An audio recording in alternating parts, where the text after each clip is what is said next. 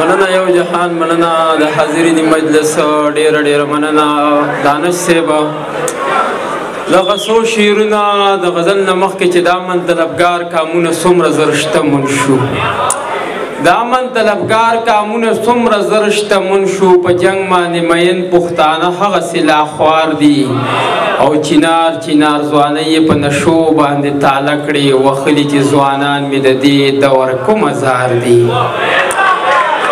او دغه څو شعرونه نور هم چې نه پښتو له نه کورسو له غرضي مري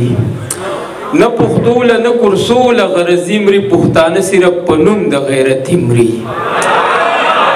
نه پښتو له نه کورسو له غرضي مري پښتانه صرف په نوم د غیرتي مري او په خپل سود زیان باندې خدای ګوکاریانې خوشحالیږي بس مدام په شاباسي مري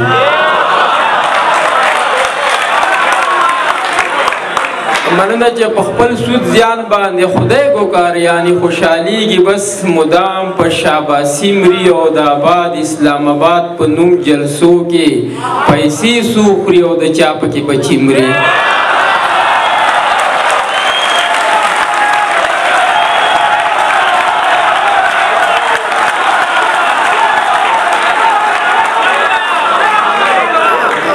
مننه چې د آباد اسلام آباد په نوم جلسو کې پیسې سو خوري او د چا پکې بچي مري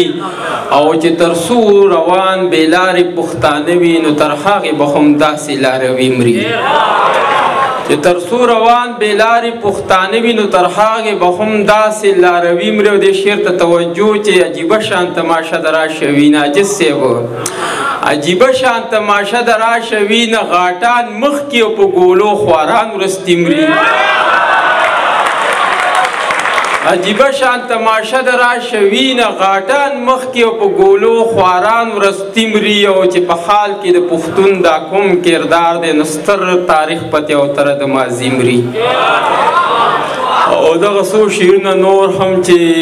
څوک په شهرت څوک په شهوت څوک په روپو پسې دي څوک په شهرت څوک په شهوت څوک په روپو پسې دي څوک د بنګلو موټرو زیار د په کورسو پسې دي او ډېرو بې ننګو جنازه د پښتو ویستله او بلا بې ننګه د پښتو په قتلېدو پسې دي او زه خو حیران د پښتنو د ړوند ضمیر کړمه چې څوک په لوټو پسې دي او څوک په لوپټو پسې دي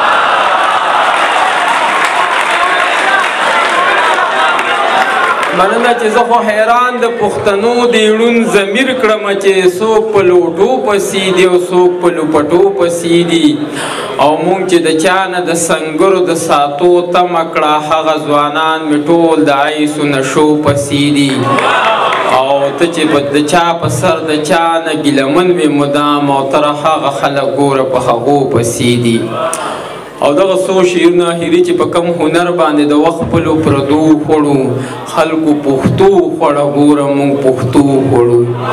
او سره له خپله بېوسي په مخ څپېړې راکوي څه د چا نازو اداګانو ملازو خوړو